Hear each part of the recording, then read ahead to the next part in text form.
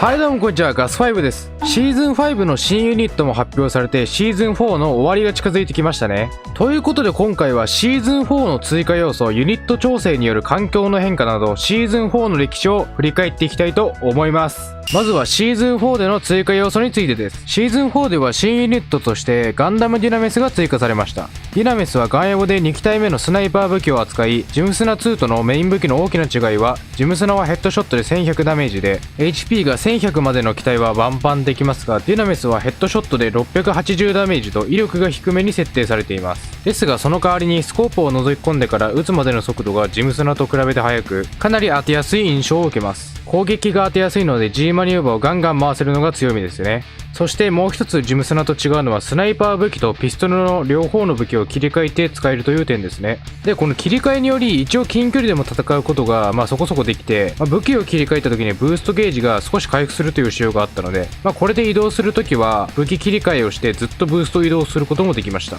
でデュナミスの印象としましてはやっぱりスナイパー機体なので使う人によって評価が変わるなーという印象ですね。上位体のデュナメス使いは GN ミサイルの使い方が上手すぎて全く勝てません。どうしたらあんなにうまく使えるのか知りたいですね。次に新ルール、新マップについてです。新ルールでヘッドクォーターズモードが追加されました。マップは埋没都市です。最初は真ん中にあるエリアを取り合ってエリアを制圧できたチームが相手チームのコアに攻撃することができて、それぞれの目標達成で1ポイントもらうことができて、合計5ポイント取れば勝ちというルールです。このルールの初期環境はかなり長引くことが多く、試合時間が30分ぐらいは平気でありました。そのため臨時メンテナンスにてコアが破壊しやすくなる調整が行われ、かなりコア破壊がしやすくなりました。射撃ザクなどでスモークを使い確実に流れに行く戦法がかなり強くなりましたね。コア破壊できた時は楽しいんですけど、コアの防衛に回るようになってしまうとひたすら耐えるだけなのでかなり難しいルールだなと思っています。このルールのコツとしてはやっぱりエリアを取れば、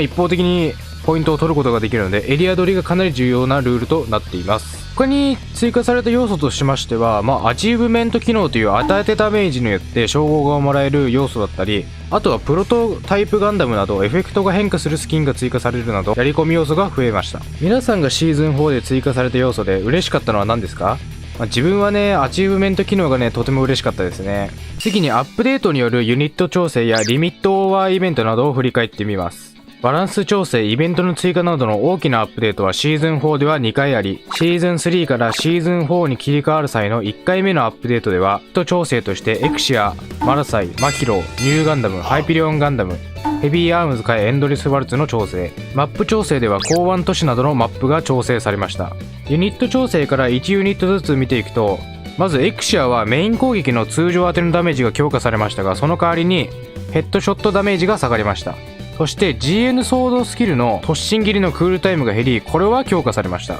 メイン武器のダメージは総合的に見て下がってしまった代わりにスキルのクールタイムが減ったので動きやすくはなりましたが、やっぱりヘッドショット時のダメージ低下が痛いですね。次にマラサイです。マラサイは HP が1300に増えてメイン武器のダメージも上がり、その代わりにスキルでのビーム刃のダメージが260から200に弱体化されてしまいました。調整によりかなり強化されたことで、環境では今までもマラサイはそこそこいたんですが、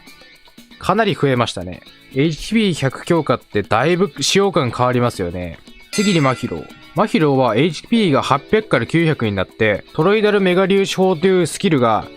かなり変わりましてですね、今までは弾をね、狙いを定めてから放てる感じだったんですが、今回の調整から弾を即座に放てるようになり、かなり使いやすくなりましたね。これの強化されてたんですけど、これによりリロードキャンセルっていう、リロードを短縮してできるっていう、小技みたいのがあったんですが、これができなくなっちゃいましたね。でも浴びせ蹴りとかもね、強化されたことによりかなり強くなりました。よかったね、ヒロくん。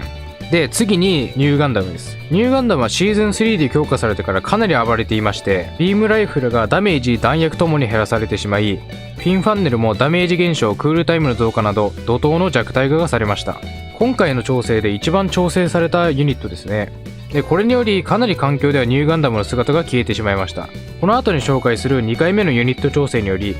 環境がニューガンダムにとってかなり向かい風となってしまっています。次にハイペリオンガンダム。ハイペリオンガンダムはフォルファントリーのクールタイムが8から6秒に減少しました。ハイペリオンガンダムは中距離以上での安定したダメージ源がこのスキルしかないのでかなり嬉しい強化となりました。で、次にヘビーアームズですね。ヘビーアームズはメイン攻撃の片手打ちと両手打ちの両方のダメージが36から40ダメージに強化されました。これにより前よりもかなりダメージが出しやすくなり、使い勝手のいい結構万能的なユニットになりましたね。マップ調整について触れますと、大きく変更されたのは考案として第1エリアと第2エリアの形状が変わりましてですね、調整前よりも攻撃側が突破しやすくなる調整がされました。考案としてね、もともと防衛が有利なのはこの調整によっても変わりませんが、少しでも油断すると突破されるようになりましたね。で、第2ポイントでは前とは違った攻め方もできるようになったので、いい調整だと思いました。で、他のマップではリフトがジャンプブースターに変更されたりもしましたね。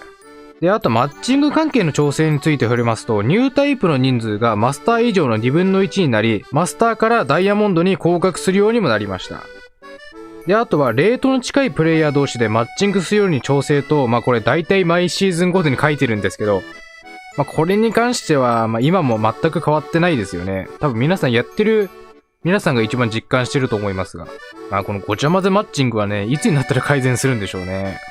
ということでシーズン4の1回目の調整はこんな感じとなっています。ここでシーズン4の切り替わった時の不具合があったので紹介しますと、本来ニュータイプだった人たちにマスターの称号が配布されてしまうという不具合がありました。後日この人たちにはニュータイプ称号が無事に付与されたのですが、なぜか未だにマスターの称号もあるので、一部の人はマスターとニュータイプの称号を気分によって使い分けることができるみたいです。次にシーズン4での2回目のアップデートについてです。このアップデートではリミットオーバーイベントなどの開催、アチーブメントの追加、ユニット調整が行われました。まずイベントとアチーブメントについてですが、リミットオーバーイベントというガンエボではおなじみのイベントが開催されました。で、今回追加されたスキンはバルバトスとアッシマーのスキンで、ハロアッシマーと呼ばれるスキンはかなり可愛くてですね、皆さん必死になってガチャを回してゲットしていましたね。自分も大好きです。で、バルバトスの方は視聴者さんからイカ焼きと呼ばれていたのを見て笑ってしまいました。いいですね。イカ焼きっていうね、ネーミング。確かにね、イカに見えなくもないですね。アチーブメントの追加では、機体ごとのキル数によって称号が獲得できるものが追加されました。皆さんは1万キルでもらえる、いわゆる金称号を持っていますか？持っている人はどの機体で持っているかコメントで教えてください。で、あと他に追加されたのは、カスタムマッチでヘッドクォーターズモードが遊べるようになりました。これね、今まで遊べなかったんですよね、カスタムマッチで。これでタイマンもできるようになったので嬉しいですね。これコア破壊がね、気持ちいいんでね、ストレス発散に使うのがいいかもしれないですね、友達同士で。次にユニット調整を見ていきましょうか。で、今回調整が入ったのはガンダム、バルバトス、メタス、ドムトルーパー、ガンタンク、マヒロ、ザクツ格闘装備、ハイピリオンガンダムです。本来はここにデュナメスも調整予定だったそうですが、不具合により見送りとなっています。で、1機体ずつ見ていくと、まずガンダムなんですが、ガンダムはメイン武器のダメージが230から240ダメになって、ハイパーハンマーの範囲ダメージが100から150に強化されました。はっきり言ってね、ガンダムはどちらかというと弱体化される可能性の方が高いと思っていましたので、当時はほとんどのプレイヤーがびっくりしていましたね。この強化によりさらに暴れていますね。次にかなり重要度が高いであろうバルバトスの調整についてです。で、バルバトスはもう結論から言うと弱体化されていまして、 HP が1100から1000に、メイスの叩きつけが700から650にで、タチが400から350になるという、怒涛な弱体化を受けてしまいましたね。この弱体化によりメイス叩きつけからのショートステップ通常攻撃で 1000HP の敵を処理できていたんですが、このコンボではね、950ダメージしか出なくなってしまいましてですね、落とせなくなってしまいましたね。で、体力も弱体化されて相手に倒されやすくなってしまい、バルバトススカイにとってはかなり辛い調整となってしまいました。この調整を受けてですね、バルバトス減った印象ですね。で、次にメタスですね。メタスはシーズン3の時の弱体化とユニコーンの強化により、若干使用率が減っていたみたいで、今回の調整で回復量は変わらずなんですけど、メインとスキルのツインショットが強化され、ダメージがかなり出しやすくなりました。ツインショットが直撃で500ダメージも出るので、かなりキル性能もダメージ性能も高い機体となっていました。次にドムトルーパーです。で、ドムは地雷がかなり強化されまして、ハロの回復のところに地雷を置くだけでかなりのダメージが入るので、それによって弱った敵を倒しやすくなりましたし、普通に踏んだだけでもかなり痛いんですよ。200ダメージとか入ってしまうんで。いや、なので確実に壊せるときは壊すように注意した方がいいですね。結構注意した方がいいです。次に、これも結構大事な調整で、ガンタンクなんですが、ガンタンクはメイン攻撃の発射レートが速くなり、火力集中モードのダメージが上がりました。で、この強化がかなり大きくてですね、今までもそこそこ強かったんですけど、強くしすぎだなーって誰もが感じるくらいには強力になっています。多分皆さんも思ってると思うんですよね。タンクの特徴としては、他機体と違って下振れっていうものがないじゃないですか。なので高水準が安定して出るのがかなり強みですよね。いや、最近ガンタンク MVP 取りまくりですよね、ほんとね。この強化もすごかったんですけど、この調整が適用されてからすぐに不具合が見つかりまして、特定の行動をすると距離減衰がなくならないというバグが見つかり、ガンエボ運営さんには珍しい、その当日にメンテナンスが入るという異例の事態が起きました。はい、次にザク2格闘装備、通称角ザクですね。角ザクも結構強化が入っていて、ガードタックルのダメージカットが今までは 30% だったんですけど、今回の強化で 50% という破格の数値になってですね、あとスキルの衝撃波もクールタイムが8秒から6秒になって、